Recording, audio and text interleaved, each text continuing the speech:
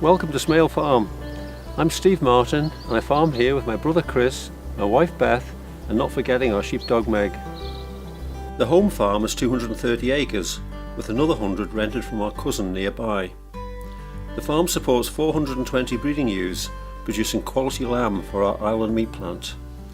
We also grow a high specification milling wheat for our local flour mill, Laxey Flour, and spring oats and peas to feed our own ewes, with the surplus sold to other sheep farmers. Some winter barley is also grown. We follow a rotation of 6 years in grass and 5 years in crop, including the break crops of peas and forage rape. Our family have farmed here since the 1500s, and we have endeavoured to retain and maintain the traditional farm buildings and other significant features, including 2 wells. The oldest building dates back to the 16th century, with walls constructed from mud and straw, and the remains of a wattle canopy fireplace. Swallows love these ancient buildings for nesting. The old farmhouse, built in the 1720s, has the original ziggurat fireplace, or cholloch in Manx, and a recently discovered beehive oven. The new farmhouse was built in 1848, and a circular horsewalk completes the traditional farmyard.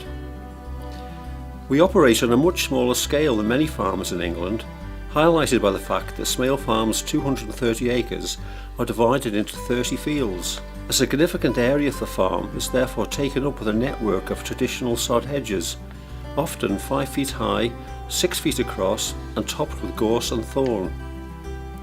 Our smallest field is just 2.5 acres, but the cover for wildlife is obvious. 4 farm lanes with wide hedges and verges are awash with wildflowers and extend the wonderful habitat for wildlife. In the 1970s, a 6-acre cattle grazing meadow was taken out of production and gradually planted up with a variety of hardwoods, including oak, silver birch, whitebeam, mountain ash, alder, conifers, and an abundance of butterfly and bird-friendly shrubs such as Guelder rose. An orchard was created in part of this area, with large quantities of our apples taken to be turned into fantastic juice by the Apple Orphanage, an innovative company run by an enthusiastic young couple, Will and Charlotte. We received bottles of their juice in return for our apples. A large pond or dub was dug out in the meadow and is a haven for wildlife.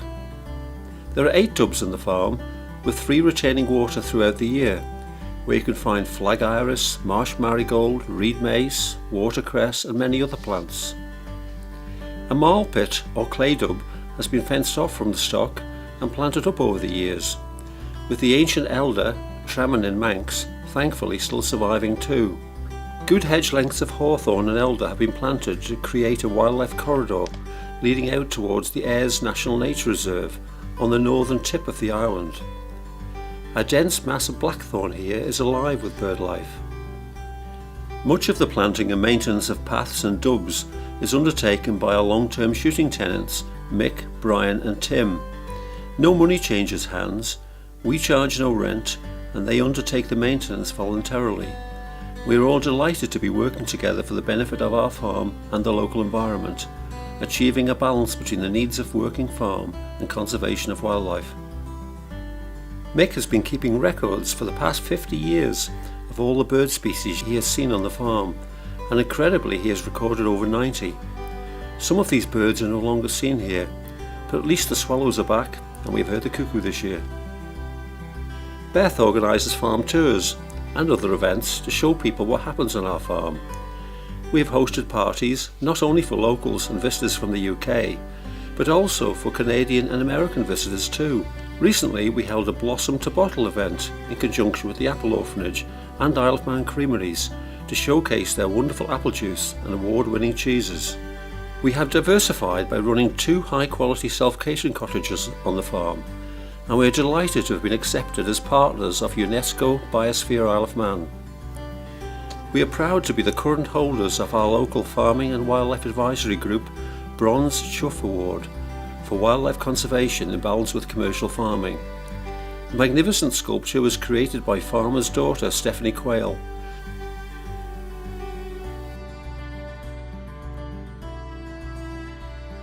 We hope you've enjoyed this mini tour of our farm. Farming doesn't get any easier, especially when we try to incorporate various environmental measures into our farming calendar. But we care deeply about our countryside, our heritage, and the future legacy we leave our children. Supporting local food producers is an essential element in securing a healthy and prosperous future for our nation. Thanks for watching.